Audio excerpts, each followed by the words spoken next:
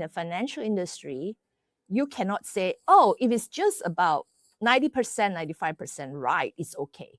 Take payroll, for example. You say, hey, AI can do 95% right. But what about the 5%?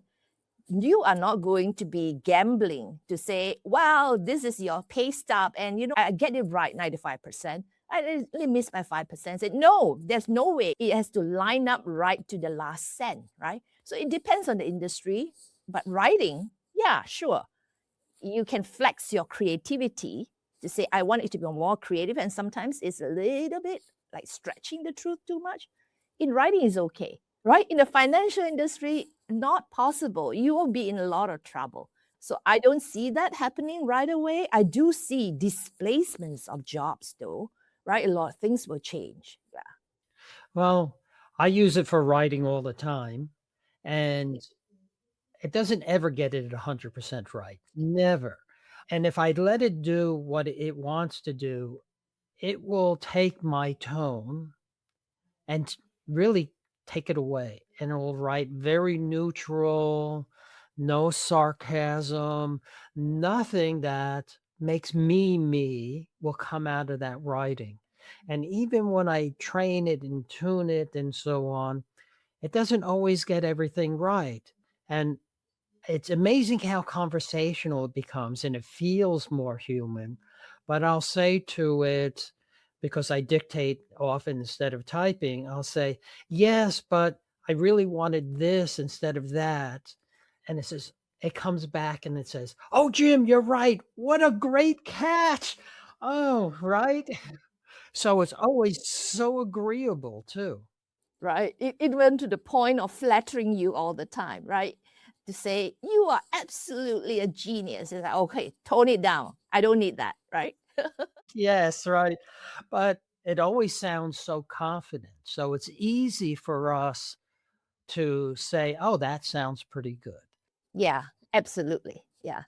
It still helps me and many people in that blank page part. I have to do something. I have so many options. I'm not sure what to think about or what to do. I'll kind of dictate and ramble on all the things I'm thinking of. And it's amazing how it will sort it, give me something to actually start off from.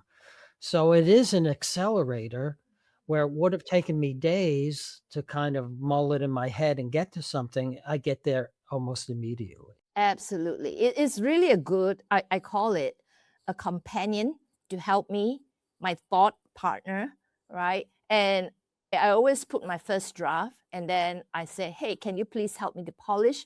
And I say, I want the tone to be this and I want the goal to be this, right? You give it what is called guardrails, constrain, you ground it, right?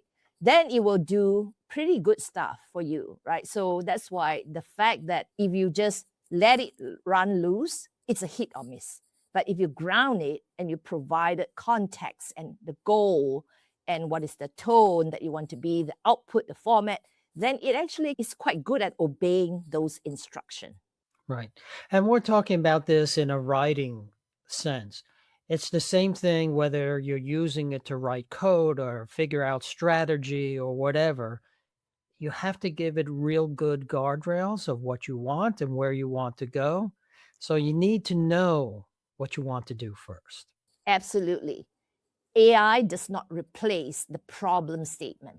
The human need to come up with the problem statement. You, as a person using the tool, need to know what is the problem statement. What one of my bosses would always like to say, do the what first before you do the how, right? Don't tell me the how because I work with a lot of engineers, Jim, and people love to jump into conclusion, solution, right? Solution first, right? Because that is like the most exciting part. But then what do you want to do?